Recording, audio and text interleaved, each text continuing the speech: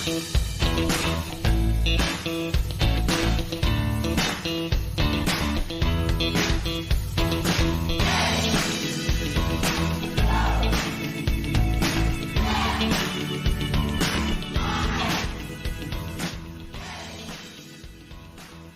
good evening, everybody.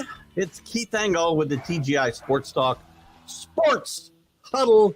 How are we doing tonight?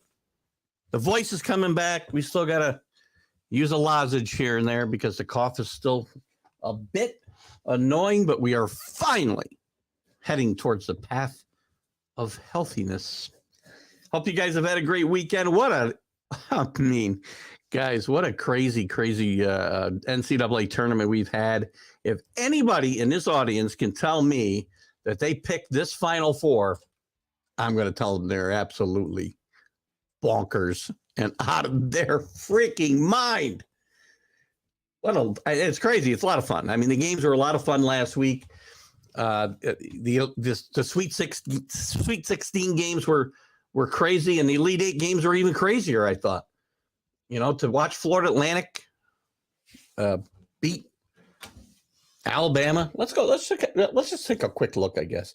By the way, we'll get into the Sweet 16. We'll look at the Elite Eight. We'll do our Final Four picks. I want to talk about tonight whether this is, the most surprising Final Four that we've ever seen. There's a few others that I went back to and kind of took a look at, but there are some other candidates for that. We'll look at some coaching news as there's more again this week. In fact, Rodney Terry is now the full-time coach at Texas, and there's some other news on the coaching front. We'll look at a little bit of we'll look at the women's bracket. UConn out for the first time since 2007. They did not make the Final Four. A little bit of college football news. We might look at some of the quarterbacks and see what time we'll see what we have time for. And if there's time, we'll dive into some baseball top 25 and see where we're at as they're getting close to, getting into their postseason tournaments and the World Series of college baseball coming up. If they're allowed to use that terminology. So, I mean, again, if you pick this Final Four, then God bless you, man. But I just don't think I can believe you if you did. And just so you know, we're live tonight on Northeast Streaming Sports. We're simulcasting on Let's Talk Sports. Certainly, we welcome everybody from Facebook and YouTube and Twitter. And later on, you can rewatch this or tell your friends to watch it on a gazillion different groups. And this show is getting some really, really good following. And I appreciate the guys that are here live, and I appreciate all of you that watch it at a later date as well. Who's with us here? Scott Kobe. What are my thoughts on Caitlin Clark in Iowa? You know what? Do I have thoughts? I haven't dived that deep into that part of the game, Scott. Give me your thoughts. I'd love to hear your thoughts on it. It's obvious that I was, certainly one of the they're not a surprise on the women's side, but here's the thing. Well, it's funny. We're going to lead off with the women tonight. That's okay. I hope we don't lose anybody. We'll go back to the men. I swear. I got into a lot of trouble on my Sunday Stream of Conscious show. And again, I didn't demean the women. I just had a conversation about whether the best women could beat the best men. And I said, no, that doesn't mean the best women couldn't beat, I don't know, a Division III team. It's possible they could. And it's good basketball. So Iowa's not a surprise. Iowa's a good team. The surprise is, and I guess, they weren't as highly ranked as they've been in the past, or highly rated as they've been in the past, but UConn and Gino Auriemma not being in this Final Four is a bit surprising. It's interesting, and I think I find this, and Scott, if you follow the women closer than I do, maybe you can answer this, because I did comment on it the other day.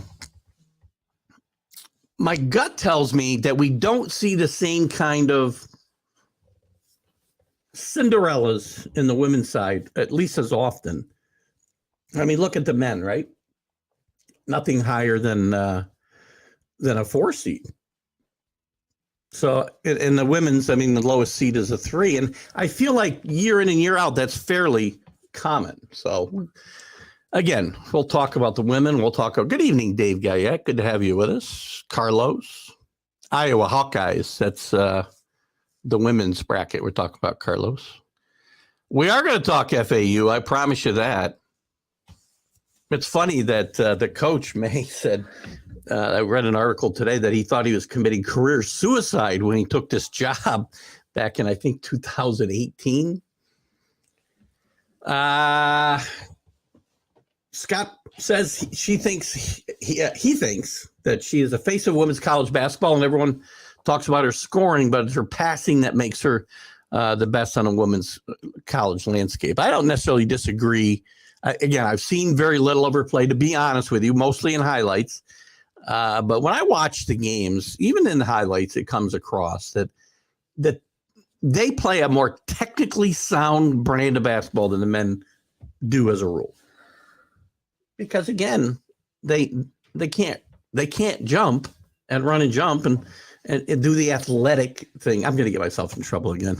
It's already starting. They just can't do that. So again, it doesn't mean the basketball is bad. I saw a couple of posts the other day said some guy felt he wasted 2 hours of his life, and I'm like, well, if you didn't like it, why were you watching it? It's good basketball. There's nothing wrong with it at all. Scott agreed. It's tough for a 5 seed to get into the women's Final Four. It seems to me year in and year out, the chalk prevails a lot more on the women's side than on the men's side for sure. So anyway, real quickly, since we're there, the women's Final Four, South Carolina, the 1 seed against Iowa, the 2 seed, and LSU, the 3 seed against Virginia Tech, the 1 seed. And those games are coming up. The Final Four will be on Friday. And I'm guessing they'll play their championship on Sunday when the men are not playing. Anyway, let's dive back into the men. Let's get back into the heart of this. We can talk more women as we go forward. I certainly do not want to short thrift the women, I promise you. Because I've already gotten into trouble 2 weeks in a row on my Sunday show about this. So we're there. The Sweet 16, Miami pretty much manhandled Houston, which I necessarily wasn't surprised about. By the way, I was going to put my Miami shirt on, and I was working with somebody on some audio for a show we're doing tomorrow night, and I couldn't get my Miami shirt on. So we've got the hat here with us, and the U, who I had picked to get to the Elite Eight, but I had picked Texas to beat them. If the Miami-Houston victory wasn't convincing enough, and Miami's played very well through that Miami-Houston game since about the 35-minute mark of the Drake game, where they stunk up until then. They played great the last 5 minutes of that game. They played great against Indiana. They played great against Houston. They didn't play badly against Texas. Texas was really good in the Elite Eight, building a 13-point lead in the second half. And I thought I thought Miami did a great job staying in this game. They fought. They battled. They could have fallen down much, much worse. They made some big baskets. They didn't feel like it at the time because they couldn't cut that lead. They get it to 11. They get it to 10 a couple times, but they couldn't get inside it. But once they did, and that happens a lot of times in especially these types of games, you break that psychological barrier of 10 points, and all of a sudden it was gone in a heartbeat. It was an exciting game. Wong's a good player.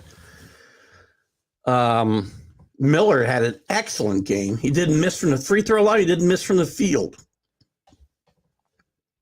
Tremendous effort by this Miami team. Well coached by Jim Larragara. Congratulations, number 5 Miami, which, by the way, I said at the beginning, they were way underseeded.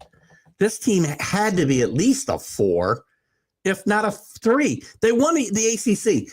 And don't tell me the ACC's down. That's fine. But you look at some of the other 5s, you tell me they're not. I mean, against San Diego State's here. They're better than San Diego State, I think. And San Diego State's a really good team. Maybe that's not a great example. Who's the other 5s here? Where can I find another 5 to compare them to? Oh, maybe I should compare them to the 4s. Where'd all the 4s go, guys? They were out early, except for UConn. Tennessee. They're better than Tennessee. I can tell you that right now. They're better than Kansas State at a 3. Looking at some of the other 3s and 4s, and just, who's the other? Xavier. They're better than Xavier. You can tell me all you want about the ACC being down this year and dismissing their regular season title. This is a great basketball team. They're small. They may struggle a little bit with UConn and their size inside, but they don't give up. They got a great coach, and this is the type of team you want. I mean, guard play. I keep telling you guys to watch out for really good guards and experienced guards. And a Miami team, for a Power 5 conference team, is fairly experienced. And these guys have been here. They were in the Elite 8 last year, and they want to go farther. Any of these 4 teams can win. UConn was just really good. I mean, they dismantled Arkansas. Arkansas couldn't shoot the ball. They didn't let them get to the rim like Kansas did, and they just dismantled Arkansas. And they dismantled Gonzaga. The game was, Gonzaga battled in the first half. I believe, if I'm not mistaken, UConn hit a 3 at the buzzer at the half. You can correct me if I'm wrong, but I think they hit a 3 at the buzzer to go up 7, and the second half just got out of control. I mean, this is a 28-point win against what turned out to be a pretty good Gonzaga team. UConn is peaking at the right time, guys. They played really good basketball early in the year, got as high as number 2 in the country, had a really bad spell in the middle, and now they're peaking at the right time. They're hitting on all cylinders. Miami has got to play nearly perfect basketball to beat this team Saturday. On the other side, San Diego State's just, what a great story. It's basically the same staff that was there under Steve Fisher. Steve Fisher became kind of his last couple of years, kind of a CEO, if you will. Now, I don't want to say a figurehead, right? Because he's still there making decisions and whatnot. But the real nuts and bolts of the coaching was being done pretty much by the staff that's still there, led by, I'm trying to think of the head coach now. I always forget this guy's name. Brian Dutcher. He was the guy pretty much doing the X and O's for Steve Fisher the last few years there. That's not to demean Fisher at all, but it's been great for San Diego State. They've had a great run in the Mountain West for quite some time. They've knocked on the door more than once, and now they've kicked it in. It's a good team. Where'd my bracket go? So anyway, I think they beat up Alabama pretty good. Bama had it on. Maybe you can say Bama had an off night, and those nights are going to happen. I think the stress of the security for Miller and all the stuff going on around this program probably hurt. But those are just excuses. Alabama should be beating San Diego State. Didn't happen. 7-point victory. Then they played a really good Creighton team. This was a good defensive battle. San Diego State trailed for a lot of the second half. Never got too far behind, 4, 5, 6 points. They'd keep battling. Similar to what Miami or similar to Miami. Miami fell further behind. But it was a great defensive struggle. And, a little bit of controversy at the end. When a foul gets called to really kind of decide the game with inside of 1 second, and I'm not one who will tell you at that point in the game, you can't call a foul. Now, if you want to say there was no foul, that's fine. To me, there was. There was contact. And to me, something is a foul in the first quarter or first half, it's a foul at the end of the game too. I never understood that kind of logic, whether we're talking football in the NFL or in college, or we're talking basketball or, baseball. If it's a strike in the first inning, it's a strike with the bases loaded in the ninth, or vice versa. So please don't demean San Diego State saying, the referees, made themselves part of this game. They've made a call. That's their job. And the other side of the bracket, FAU. What a story. Never ranked before this year, guys. Never ranked before. Their coach, Dusty May, right? So many teams. Let me see if I got Dusty's right name right this time. Dusty May. Dusty May says when he took this job, he was an assistant at Florida. As soon as he got there, he thought he might have committed career suicide. Well, just 4 years later, he's in the Final Four with a team that had never, ever been ranked before. What a great coaching job this guy has done. He knocks off Tennessee, who, by the way, Tennessee, Rick Barnes. It might be time for Rick Barnes to move on. Sorry, Carlos. Rocky Top, Rick Barnes. Recruit some shooters. The defense was great. Got to be able to shoot the basketball a little bit. And a great game from Kansas State Kansas State and Michigan State in the Sweet 16. It's just a great game. Another game that, some people want to say the officials, marred. I don't think so. Kansas State played well, and then they played well enough to win. Although I don't think this is a really smart basketball team, right? They took some shots in the Michigan State game. They took some shots at the end against FAU too that I thought were a little out of control. And again, that's where the experience comes in. The FAUs, who else is there? Oh my God, the San Diego States. Their experience. The kids stay. I know I'm a broken record, but this is not going to be the exception, guys. You're going to see more of this. You're going to see more parity and teams. You're going to see more 9 seeds. You're going to see 8 seeds and 7 seeds. You're not going to see all number ones get to these Final Fours. This is one of the, again, anybody watching who wants to tell me they picked this Final Four, please have some way to document that, because I'd love to see. I'd love to see that on paper. And again, you could just fill out a bracket now. I understand. Is this the most? Here's the thing. Is this the most? Here, I want to change my banner just real quick. Oh, we are March Madness in full force. Is this the most, the oddest, the most illogical, I heard it called the weirdest Final Four ever? And I don't mean to demean these teams. They're all good basketball teams. But not one number one gets there, not even a 2, not even a 3. And just 1 4 gets there. I mean, is this the weirdest Final Four we've ever seen, or the most, illogical Final Four we've ever seen? What we got here? FAU won with less than 30% and 3-pointers. Good defense, and Creighton didn't shoot very well either. So, again, it's a defensive battle. That's what's going to happen. And again, I don't know if the context of your point here is to say, please don't tell me they don't belong there, because they do.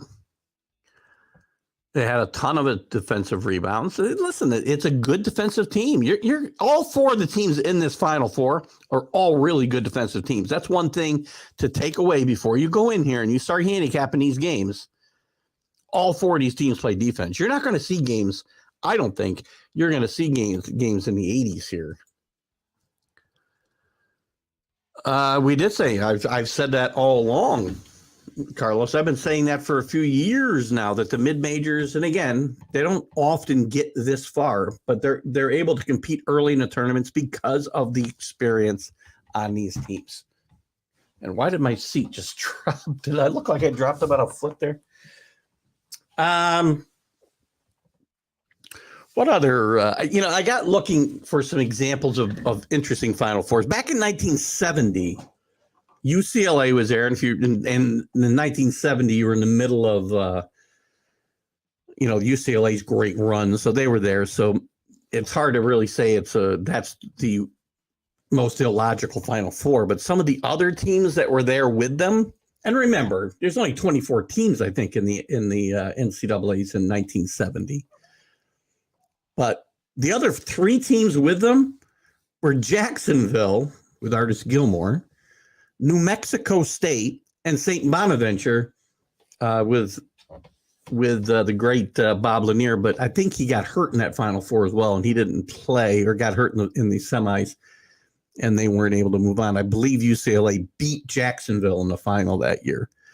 But that's a pretty illogical Final Four, although UCLA normalizes it a little bit, right? And there weren't seeds then. There was no seeding being done then. So that's one that came to mind. This one I saw somewhere else that in 1954, LaSalle, Bradley, Penn State, and USC were in it, which, again, no big basketball powers there, although LaSalle was really good at the time. All the Philadelphia schools were good back in the 50s. And then in 56, you had San Francisco, Iowa, Temple, and SMU. Now, again, it's filtered through the lens of today.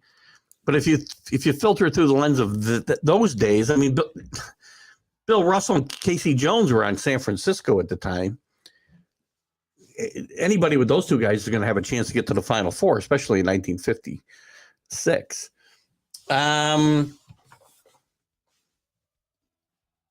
Now, in 2011, you had both VCU and Butler. VCU that year was from the first 4 to the Final Four. They're the only ones ever to do that. And Butler was making its 2nd straight appearance in the Final Four that year. Connecticut was part of that, but it lost 7 of their last 11 games, I believe, that year. Kemba Walker did get hot. He went nuclear, which I'm sure I'm saying the word wrong. And that turned into be a great Final Four, but very unlikely as well. And you also had 2012, I want to say,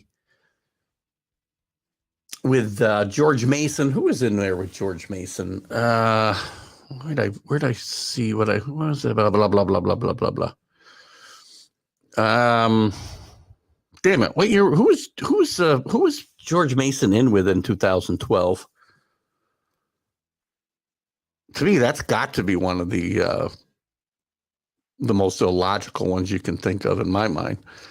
And also, don't forget 1979. 1979, we all, including me, harken back to as, hello, Rick, good to have you with us. Rick Sherlock's with us. 1979, we all harken as the Bird, Larry Bird, Magic Johnson matchup that, again, they more saved the NBA than they did college basketball. College basketball was coming into its own anyway. The Final Four was big already. They made it bigger. But that was an interesting Final Four, if you remember. I mean, Indiana State was not any kind of a perennial power, but they had Larry Bird and some other good players around them. Michigan State and Judd Heathcote was a good team, and Magic wasn't alone on that team. He had Greg Kelser. But the other teams in that Final Four were Penn out of the Ivy League. And remember, 30, I want to say there was, I think there was an odd number of teams then too. It might have been just 28. It was an odd number because I know that there were buys in the first round and stuff. But who the heck was the 4th school in there? DePaul. DePaul was a really good, was a powerful basketball team at that time under Ray Meyer. This was with Mark Aguirre. And it was a really good basketball team. But for Penn, the Ivy League team to get there, first team to get to the Final Four since 1965, when Princeton and Bill Bradley did it. So this Final Four kind of matches up with any of those that I've talked about in my mind. I mean, all of those, as illogical as they might have been or seemed at the time, they all had some team that kind of normalized it, right? 79 had Magic and Michigan State, although they weren't a basketball power, let's say, at least historically. We talked about 70, had UCLA that normalized it. Even the years that Butler made it, we had Duke in the Final Four. You had UConn and Connecticut to offset, or you had UConn anyway, to offset VCU and Butler that year. I would even argue those 50s Final Fours, USC, Penn State, Bradley was not a bad basketball team back in those days. And they're not a bad basketball team now, though, but they still were pretty good. LaSalle, and as I said, those Philadelphia schools were pretty good in that time frame. And I would say San Francisco, when you got Bill Russell on your team, that kind of normalizes it out as well. But that, to me, I think that San Francisco, Iowa, Temple, and the SMU Final Four might have been more, remarkable or illogical than the one we're looking at today, I think. Kenny Gifford, good evening. How are you, Kenny? Good to have you with us. So anyway, it's a pretty interesting comparison of teams is what I would say. And this is why you watch the games. Everybody's bracket's blown up, but who cares? The games that are coming up, I mean, these are going to be some interesting matchups. As I said, every one of these teams plays good defense. I like Miami's chances. I really do. I know UConn's playing some great basketball. I know we all want to root for Andre Jackson, excuse me, Albany Academy grad, Amsterdam native, to do well. And he's played well in his tournament. And Dave Guyette asked me if he'd be going to the NBA. Listen, he's a really good college basketball player. I'm not sure that his talents are going to really translate into, and he'll be back next year as a senior. There's no way he's going anywhere after his junior year. And I do not think he'll get drafted. Remember, there's only 2 rounds of the NBA draft. He'll get invited to somebody's camp and he'll bang around a little bit and he might even turn into a player, a role player. But to me, it's probably more likely that he goes to Europe and makes some money, probably playing basketball is what I would think. Now, we all want to root for them. Danny Hurley's done a great job there. Danny Hurley, who was going to be content not that many years ago, 12 or 14 years ago, he was content to be a high school coach his whole life like his dad was. And he got the call to go to Wagner. Got that team turned around. Nobody wins at Wagner. Got that team heading in the right direction, got offered the Rhode Island job, did a tremendous job at Rhode Island. And the timing was right, when Oliver didn't work out after winning a national championship or getting to a national championship at Connecticut. Things fell apart very quickly for Coach Oliver, who followed Jim Calhoun. But it worked out for Danny Hurley, and it's been a slow process getting this team to this point. And they look really good. They've looked like a powerhouse. But do not discount Jim Larangara, 73 years old. I believe he's the oldest guy ever to coach in the Final Four. I'm not positive. He'd be the oldest guy to win a national championship. I know that. But I do think he's the oldest coach to coach in the Final Four. Don't discount this team. He's done a tremendous job with this team. And listen, I'll root for them. Miami has become, kind of the poster child for NIL money, unfortunately. They brought Pack in from Kansas State with about $750,000 in NIL money.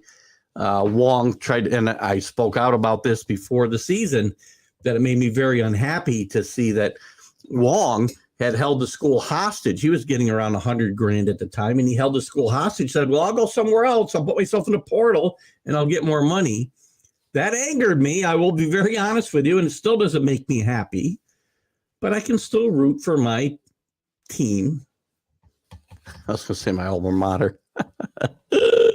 What would a school like Miami? By the way, you guys can think whatever you want on Miami. Miami is one of the best academic schools in the country. Gets lost because of the reputation of the football teams in the 80s and 90s. It's a great academic school. And they aren't, I wouldn't say they're terribly deep, but they're starting 5. Every one of them could step up and carry this team for 2 games or 1 game, and somebody else will step up. Miller, as we said, perfect from the floor, perfect from the line, made some big defensive plays. Pack is really good. Wong is really good. They play a really good brand of basketball, I think. And they don't go away. They battle. They could have got blown out that game against, now I'm forgetting who they played. Texas. I mean, that game was starting to look like a 25 or 30 point blowout like the Gonzaga Connecticut game. But they didn't let it get past 13. Every time it felt like Texas was just going to run away with it. And I will tell you that Texas helped them a little bit with some bad shot selections and whatnot. But don't forget, I say this a lot. We get on teams, and I do the same thing. We get on teams for taking bad shots and whatever, maybe not playing the smartest basketball. We have to remember that the defense that they're playing against, the team that they're playing against, has something to do with the way they're approaching the game as well. So we have to remember that. How did the interview go? Go Dog. Let's go Dog. Which interview? Well, you'll see if you're talking about my interview with Matt Robinson. It went really well. We had a lot of fun. Matt's an interesting guy. We had kind of a raucous hour. It was back and forth. It was a very easy interview to do. It was a lot of fun. Matt Robinson, former University of Georgia quarterback. You'll see that tomorrow night at 6:00 if you want to tune in for that tomorrow. Also, tomorrow night I'll be after that. You can tune in at 7 live. The interview will be on tape, but you can tune in live here on all the stations you're watching tonight. And we're going to do our Major League Baseball preview show, myself and our local baseball aficionado, Drew Ehrlich, who in total transparency also happens to be my brother-in-law. But Drew knows his stuff, and he and I were testing his audio to try to get it fixed. We still had some glitches, but I figured out how to overcome it without kicking him out of the room and letting him back in. So we'll do that. And also, so Matt Robinson, again, former Georgia Bulldogs quarterback, former Jet quarterback. He talks very openly about how he thinks he was better than Richard Todd in New York when he got his chance to play. How he may have gotten in his own way there and in Denver when he moved on to Denver a few years later. It was a very, very fun interview. And tomorrow I'll be taping an interview, which you'll be happy to hear. Speaking of the Hurricanes, Hurricane alumnus, I don't know, I'm sure you know this, Rick. Hurricane alumni, former Viking running back Chuck Foreman. I will be interviewing tomorrow, and that will air next Thursday at 6:00. And then next week we have Irving Fryer coming up, former Patriot. So back to basketball.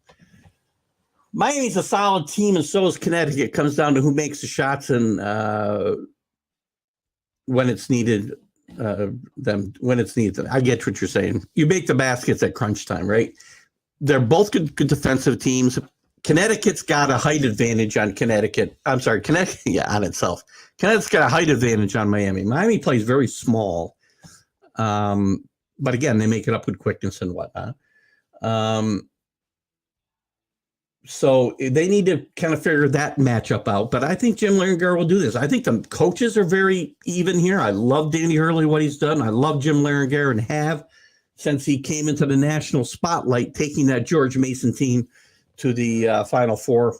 I said 2012. That might have been as far back as 2007, now that I think about it, with George Mason. So they're very, as Kenny says, I think they're very evenly matched, these two teams. Connecticut's on a great roll. I get it. But you can't be flying higher. You got to be flying just as high confidence-wise if you're Miami, coming back from a 13-point deficit against a team that's been ranked in the top 10 all year. I think they're still feeling the disrespect of the 5 seed because, again, this team was way underseeded. Not way, but they should have been a 3 seed in my mind. 4 at the worst. And I do think this team will. I think Miami will win. I'm going to say Miami is going to win the national championship right here, right now. Now, again, part of that's going to be my heart rather than my head. But there's no reason any one of these 4 teams can't win based on what we've seen the last 2 weeks. If you've got a reason one of these teams can't play with anybody in this tournament, I just don't know how you can say that based on the way they've all played. And on the other side of this bracket, I got the women up again. Kenny, we talked about the women a little bit. Maybe we'll do it again in a little while. FAU against FAU against San Diego State. I don't know how to pick this game. I really don't. San Diego State, I think, is a better team. But FAU has done everything right. They're scrappy. Carlos talked about how they didn't shoot well. It's a crapshoot. The whole Final Four is a crapshoot. I agree. There's not one of these teams that I could say there's no way this team can win. Not based on what we've seen. FAU beat the number 1 seed in the tournament in Alabama. Sorry, San Diego State did. That's my bad. Who did FAU beat here to get here? I mean, it isn't like they had a cakewalk through this tournament, did they? They played, let's see, FAU's half of the bracket. They had to beat a really good Memphis team, which to me is one of the most disappointing teams in this tournament, Memphis Tigers. I thought they were going to go to the Elite 8. My East bracket was blown right to hell, let me tell you, early. But they get through Fairleigh Dickinson, who is game.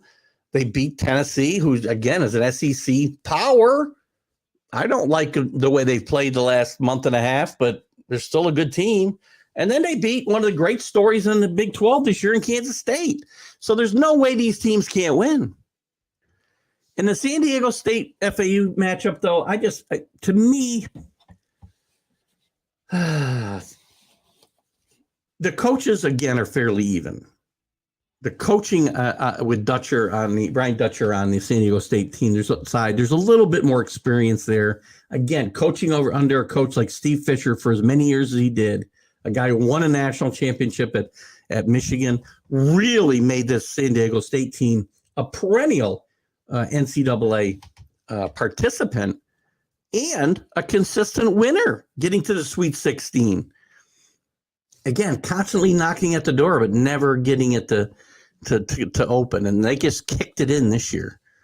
I'm going to take San Diego State to beat FAU, and Miami will face off against San Diego State, and we will see a great, great final game, I think. And I think Miami will take it. That's my prediction on what will happen here Saturday, starting at 6 o'clock. I believe, if I'm not mistaken, here's the times right here. 6:09 San Diego State and FAU will tip off. And at 8:49, which if you think it's going to start 8:49, don't be surprised this game doesn't start till 9:30. Miami will play Connecticut. Gosh, I was reading an article by John Feinstein the other day too, and I really wish, we were still at the days where, the first game was at 1:30 and the second game was at 4 o'clock. Because I am so tired of staying up late, and baseball's just starting, so I got to stay up even later. I know Kenny's not going to watch it, but so anyway, we have got a great, great Final Four. What else is going on around the world of college basketball? Some coaching news and some other news. Mark Madsen is going to leave Utah Valley to become Cal's next head coach. He guided Utah Valley to a regular season WAC championship this year, and they advanced to the NIT finals this year before losing to UAB. He was 28-9 this year, 15-3 in conference play. The last 3 years in the WAC, they were 34-15. He replaced Mark Pope at Utah Valley. Excuse me.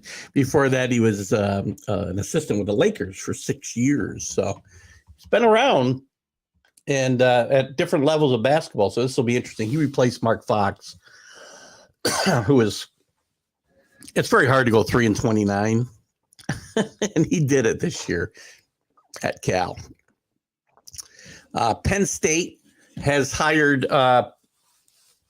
Mike Rhodes to be their next basketball coach after their head coach had gone to Notre Dame. And we'll look at all the coaching moves here in a second. He did a great job at VCU this year. VCU, I thought, would make a little run in the tournament and did not.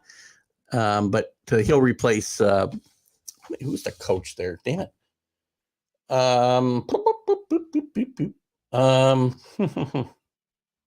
I just saw it, man. Mika Strawberry, right? Mika Strawberry, Shrewsbury, who went to Notre Dame to replace Mike Bray. Mike Bray did not get the South Florida job that he was kind of campaigning for either. So Rhodes will leave. He was 129-61 in 6 seasons at VCU. He'll head to Penn State and the Big Ten. And sources say that VCU is looking to fill his spot with Ryan Odom from Utah State, who also coached at UMBC.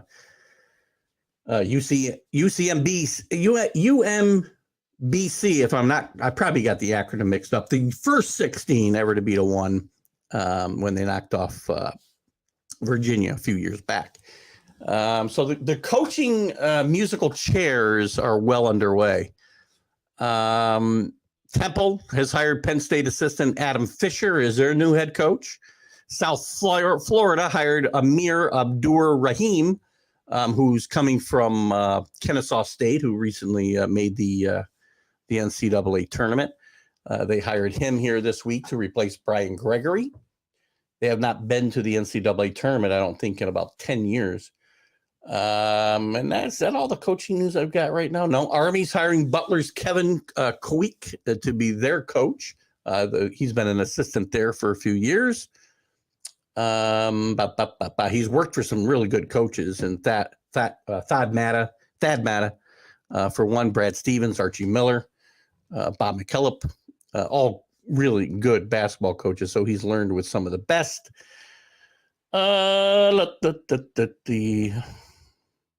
I know you got some comments up there. Let's see if there's anything else going on in the coaching carousel we should know about. We said Rodney Terry, by the way, I mentioned during the show, will be retained. He's losing the interim tag, and Texas did the right thing here in keeping Rodney Terry, who did a great job despite losing that lead to Miami in the second half last Sunday. Still did a great job this year under some very difficult circumstances. That's about all we have for as far as coaching moves that we haven't talked about in the past, I believe. There are some rumors floating around there, but I don't know that I really want to get into those right now. Let's look at what you guys have here. We have some comments. Carlos, they might kick each other. I'm not sure what that means. I guess we're talking about Miami and UConn. I'm not sure where the kick comes in, but Kenny says the two teams in the final of the NIT are in the same league as FDU. Interesting. Who is there? Let me take a quick look at the NIT bracket. We don't talk much about the NIT. It's lost some of its luster, but it's still pretty good basketball. Where are we? Who's playing in the final? Well, who can read that, for crying out loud? I can't read that. Yikes. Wednesday. So the team's in the final. Well, I'm sorry. Hold on here a second. Who's in the final? UAB's in the final. They didn't play. Oh, that's 2022. Where the heck is this year, for crying out loud? There it is. Sorry about that. So UAB is in the final against North Texas. They played in the same league as Florida Atlantic. Kenny, they play in the is it the Sun Belt or is it? Bear with me one second. I want to say it's Conference USA. So not with FDU, with Florida Atlantic. They play in the same. They both play, and I thought. We talked about mid-majors, and if you watch my vlog from last week, I think some of these schools' second place finishers, even third place finishers for some of these mid-majors need to start getting some consideration for the NCAA tournament rather than taking, mediocre teams from power conferences. I'm sick and tired of watching Mississippi State's and West Virginia's losing in the first round. Nobody wants to watch that. Nobody. It's got to be Conference USA. Conference USA. No, that's not it either. Actually, North Texas, Mean Green. If that's right. Hold on here, guys. Who is that? Yeah, North Texas, Mean Green is playing. They are from Conference USA. Oh, yeah, Florida Atlantic. What the heck do you have up here, Keith? There's no way Florida. Yeah, UAB. Very good. Very good call, Ken. You had to write wrong league, and I think you might have met Florida Atlantic. But UAB and North Texas are both from the same conference and going to the final. FAU. Very good. I thought you had put up FDU. Sorry. Maybe you didn't. Yeah, you did. That's okay. Perth typos are okay. Hey, so listen, so how good is this conference, by the way? You don't think those two teams could have done as well as Memphis State? Or, I'm sorry, not Memphis State, but Mississippi State, as well as where's my bracket? I went through this in my vlog, and now I'm going to get myself all pissed off again, right? So let's go through some of the teams that were maybe borderline. I'm not talking about one bid leagues. Those teams have to go. West Virginia, really? Even Maryland, no. I got to give that one. NC State. Missouri. These are all teams that are iffy in my mind when teams like UAB, especially UAB, really, really good team and a good basketball tradition, by the way. Who else? USC. I give USC the benefit of the doubt. At least they had a good record. The four Arkansas under 500 in the SEC. I love Eric Musselman. They played well, knocked off Kansas, but they shouldn't be in the damn tournament at 8-10 in their league. Wins and losses should matter. Stop throwing metrics at me right and left. When these teams don't get a chance to play the teams that the Arkansas and anybody in the SEC gets to play. How can their strength of schedule possibly be as good as any of these teams when they don't get a chance to play them?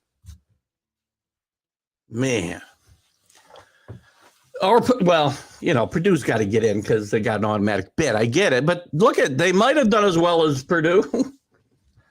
I'm just talking about the last few teams in, Kenny. It doesn't have to be bottom dwellers or not, or lower level dwellers of power conferences all the time.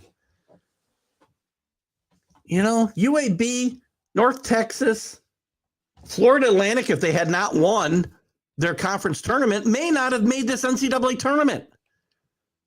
Very good chance. They would have been seriously on the bubble. Fix this. The committee can fix this. People want to see these games. And if you're telling me the average fan doesn't want to watch Florida Atlantic, all right, fine. Let's just say I agree with you for a second. You think they care about Memphis State? Or I'm sorry, I said it again. Mississippi State and Nevada in the first four? No, they don't.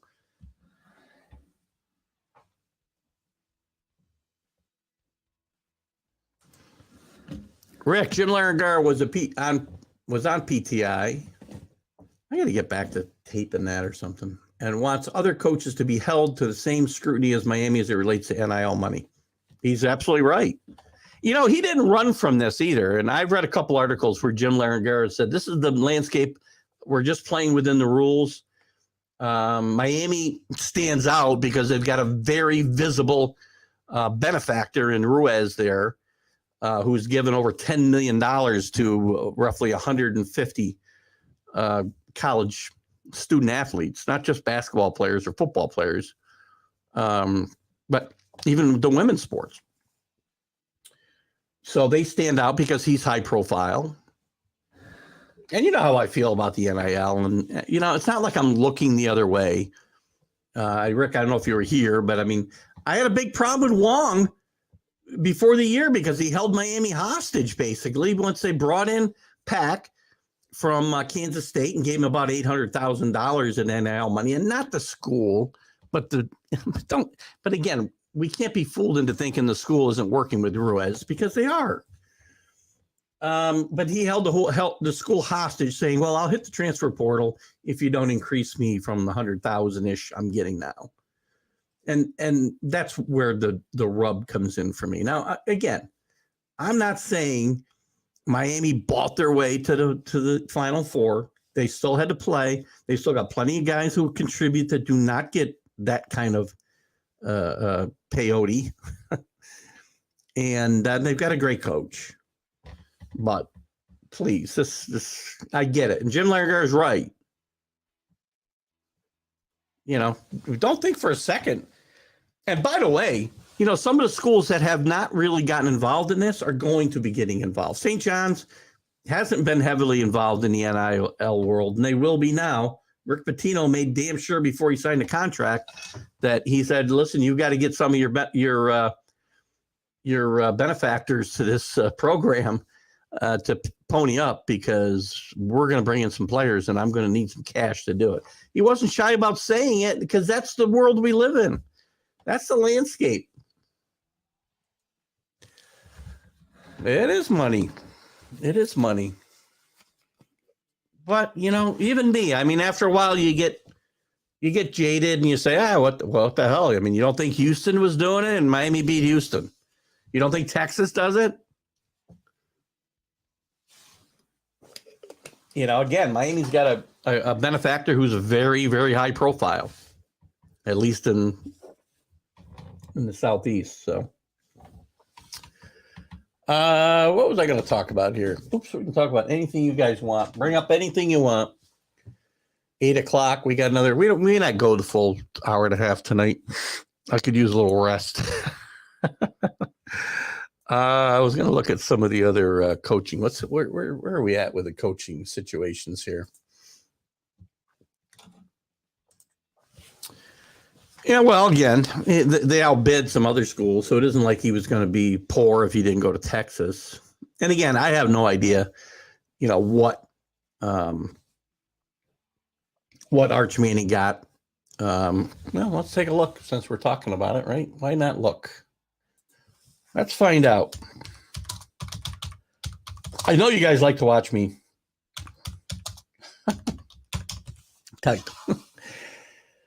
That's interesting. This is from February 17th of this year. Arch Manning has the second highest NIL. Crap, I just lost my. How do I get out of this? I ended up with a. Oh, here we go. Arch Manning hasn't even played a single down at the University of Texas, but he's already one of the most marketable college athletes in the country. Manning has the second highest name, image, likeness valuation in the U.S., according to, you probably know this company, Carlos, on3.com, a company that utilizes data and technology to evaluate athlete market values and create more efficient marketplace. Now, this isn't to say this is what he's getting, but his valuation is $3.8 million, trailing only Bronny James, the son of LeBron James. So anyway, I was looking to see what he was actually getting, but that's his valuation. That's what they think he can rake in. Now again, there's another article. Well, that was before he committed. So I can't find an article right now that tells me anything that he's getting. Well, this is from, how much does Arch Manning earn? Here I am talking about NIL. I've managed to go weeks without talking about this. Well, this is earners. So this isn't talking about valuations. Well, it is still talking about value. Anyway, they rank Arch Manning number 1 at 3.7, Caleb Williams second at 2.6, Travis Hunter 1.7, Shadur Sanders 1.5 and Drake May from Carolina 1.5. There you go, guys. Who needs to go to the NFL? Rick's got to run. What time is the baseball? 7 to 9:30, whenever we go. We don't have any. And Drew will be with me tomorrow. We start at 7 o'clock, Rick. So if I hope he's caught you before you left there. It'll be on right after the. It should start up. I guess probably Matt Robinson interview was probably about an hour and 7 minutes or so. So if you watch the entire Matt Robinson and then just go back to look for the show live on TGI Sports Talk, you'll be able to catch us before we are too deep into it. And Kenny says, "See you, Rick. Have a good night, Rick Sherlock. Thanks for popping in as always." All right, where was I? I want to talk a little bit about, I don't know. Let's dive into some college football. Let's see what's going on in the world of college football. That's baseball. We'll do some. I'll give you the baseball rankings in a little bit. College baseball. Kenny, I got to ask you because I know you like the WBC, and I know you don't like Major League Baseball anymore. But do you watch college baseball? I think it's a really good brand of baseball. I wish they use wooden bats, but I do like what I see when I'm watching college baseball. Not sure how you feel, but you can feel free to speak up if you like. Let's see what's going on in the world of college football. And I want to talk a little bit. And we probably won't get into too much of that tonight, but let's see. Let's just look at some highlights, shall we? New marketing code will prohibit college betting partnerships. So at least we're gonna draw the line somewhere, right? So colleges and universities and I believe there can't be any deals with the NILs of the world either, with any of the DraftKings or, points bets, whatever, Caesars, the different sports betting outlets. So they're not. We do have some kind of moral compass, at least in this country, apparently. So.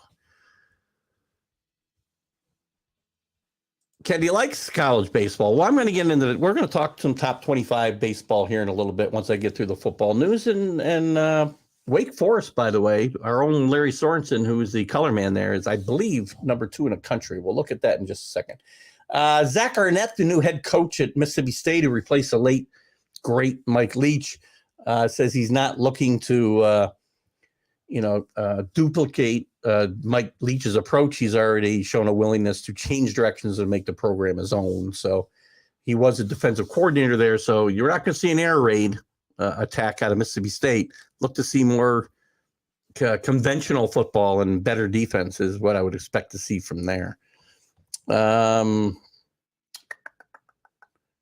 Sweeney says that reports of Clemson's demise because they have not made the college football playoff for the last 2 years is greatly exaggerated, to paraphrase Mark Twain. He expects this team to be back in that title hunt this year. No more fooling around. Troy, who's played pretty good, some pretty good football down there in the Appalachians, with the Appalachian states of the world, Louisiana Techs of the world. John Summerall gets a new 4-year extension at Troy. Lane Kiffin struggled with the criticisms he was receiving after there were some overtures for him to potentially jump from Ole Miss to Auburn, which ended once he signed a new long-term contract extension in November. But he talked about, in an interview last week, he talked about how he felt conflicted with the criticism he receives from some fans, how he handled the whole process. And, the fact that they viewed it as him using it as leverage over the school. Kenny has season tickets for Mohawks baseball, which is, by the way, mostly college, all college kids. I shouldn't say all, but most of them are, right? Time for the eyes to shut down. I got to start going to bed at night, man.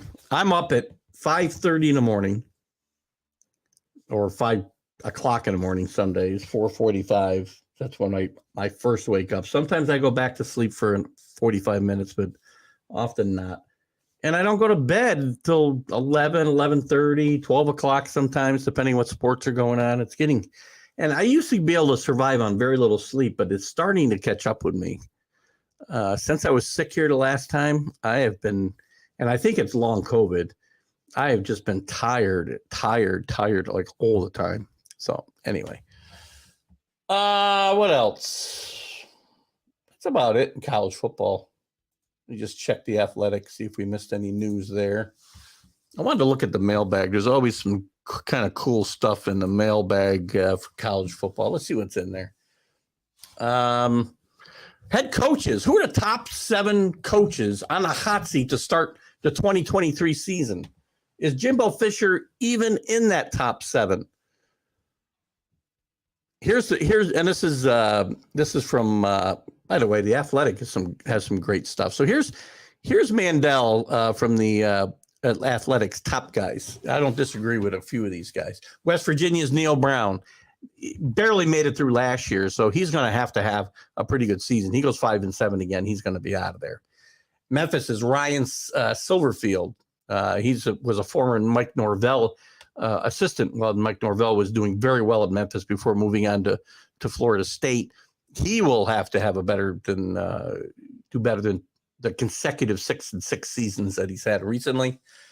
Butch Jones, who had some great success at Cincinnati, then not so much success at Tennessee, kind of rehabilitated himself on Nick Saban's staff, as so many coaches have done.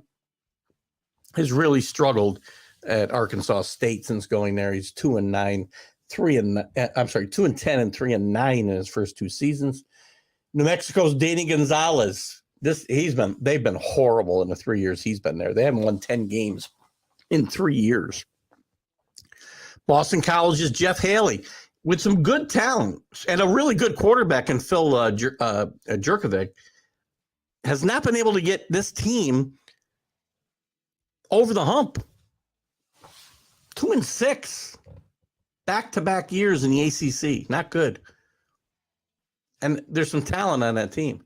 Cal's Justin Wilcox. Florida's Billy Napier. We already talked 1 year. Billy Napier already on the what's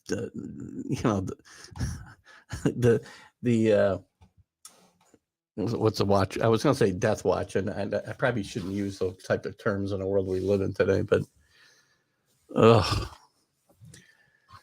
what else? I don't care about that. There's a lot of talk around, a lot of chatter around football and basketball circles that San Diego's run to the Final Four, San Diego State's run to the Final Four has improved their chances of getting an invite to the Pac-12. But I'm not sure if it does or not. I mean, realignment's still going to happen. I'm just not sure it's going to be the Pac-12 that's going to be expanding and not the Big 12 taking some of the Pac-12 teams away. And if San Diego State gets there, they might be going to a worse conference than the Mountain West by the time they get to the Pac-12. So I'm not sure that that's really going to be a relevant question going forward. In 10 years, will we look at Ryan Day at Ohio State and say he's the next John Cooper or the next Jim Tressel / Urban Meyer? Well, right now he's heading the John Cooper way, but he's not beating Michigan. He's not winning the big games to win national championships like Jim Tressel and Urban Meyer both did. He's winning games. I mean, he's got like an 852 or 882, I should say, almost 900 winning percentage. But again, when you're at Ohio State, it's about beating Michigan and winning national championships. 2 things he's not really been close to doing the last couple of years. I shouldn't say he's not close to winning a national championship, but they've been in the playoff. They just can't seem to get to the final.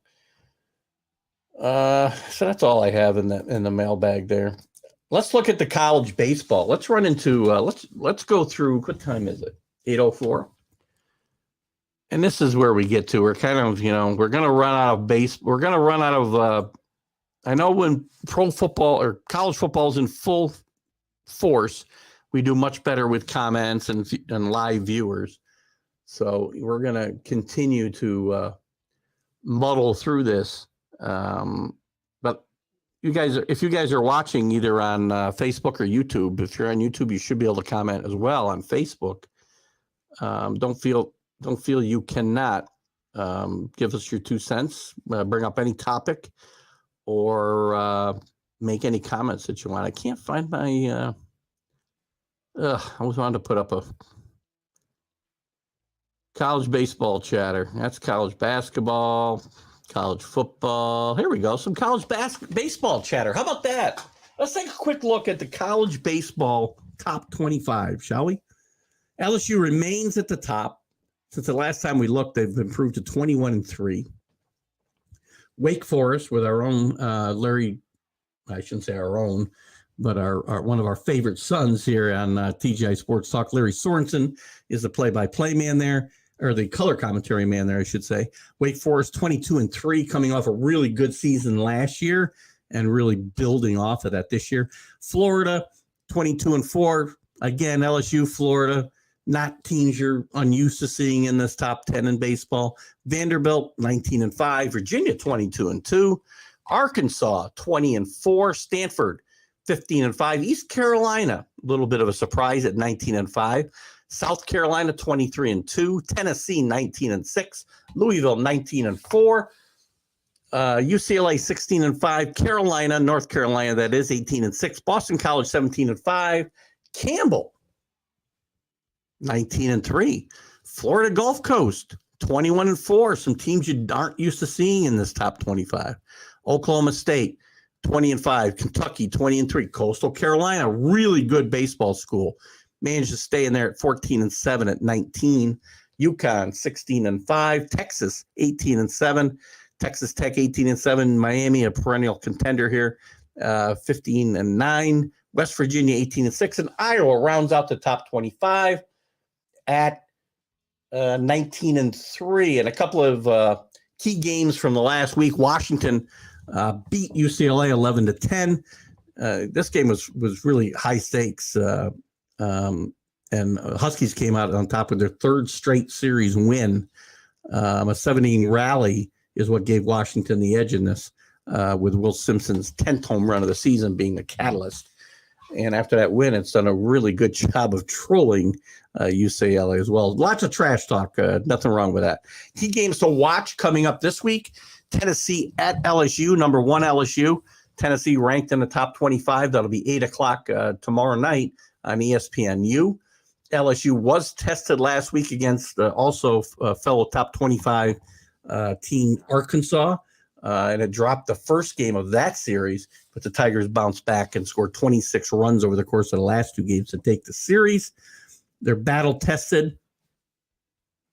And will they come back stronger? We'll see. Can they maintain that number 1 ranking? We'll see. Tennessee's rolling, though, after getting swept in its conference opening series versus Missouri. And it responded with, it came back with a sweep of Texas A&M last weekend. So in a battle of SEC powerhouses, this LSU-Tennessee series will have a lot of drama, and it'll be extremely fun to watch starting Thursday night. Key player to watch, Tommy White from LSU, from that same series we were just talking about. He's better known as Tommy Tanks, because this guy can blast home runs any part of the park. And last week was no different. He had a 6-inning blast that was a thing of beauty. He's hit just 8 home runs so far in the season. But he might bring his A game this week against Tennessee, as we just talked about. I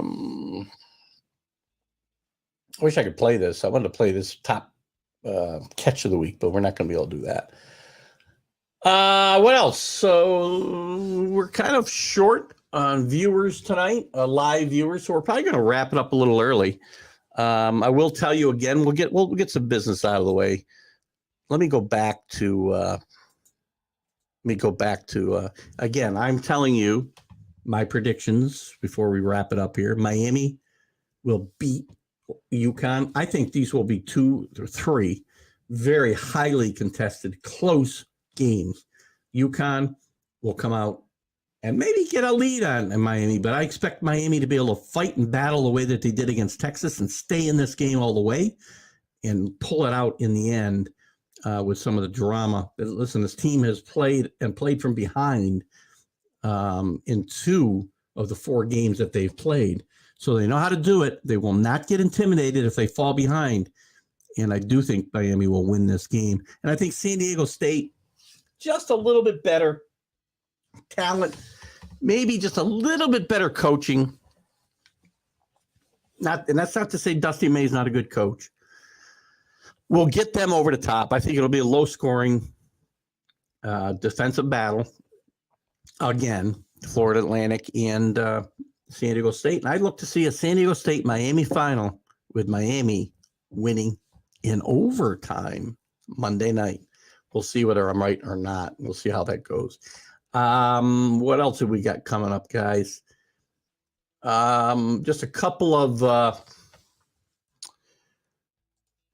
Jim Behringer's not here. What are you doing? It's me. It's not him either. It's me. There you go. A couple of housekeeping things for Keith. Friday, I'll be live with Carlos, the Mad New Yorker, Carlos Chavez, the Mad New Yorker. We'll be talking NCAA basketball. We'll give our picks again. We'll look at the opening of Major League Baseball, so we'll be watching for that. We'll probably have some Aaron Rodgers talk. Who knows? I mean, Carlos will make my head explode. We know that. Tomorrow night, watch for at 6 p.m. Eastern, the debut of my interview with Matt Robinson, former Georgia quarterback and Jet and Bronco quarterback in the NFL. It was a really fun interview. And next week we'll have Chuck Foreman. You'll see an interview with Chuck Foreman next Thursday night that I'm going to be doing this week. Tomorrow night live at 7 p.m. here on TGI Sports Talk and Northeast Streaming Sports and Let's Talk Sports. You'll be seeing my TGI Sports Talk Major League Baseball preview for 2023 with my co-host Drew Ehrlich. And we'll review, as we did last year, every division race. We'll look at some of the winners of the major awards. Maybe we'll look at the first manager who should be worried. I've got my own pick, and we'll get into all of that. And of course, Sunday we've got the Sunday Stream of Consciousness. And the next Wednesday we'll be back to wrap up the college basketball season. And look at the Final Four and the final championship game. So until then, Keith Engel for TGI Sports Talk's College Sports Huddle. You guys have a great night. We will see you very soon. Have a great night.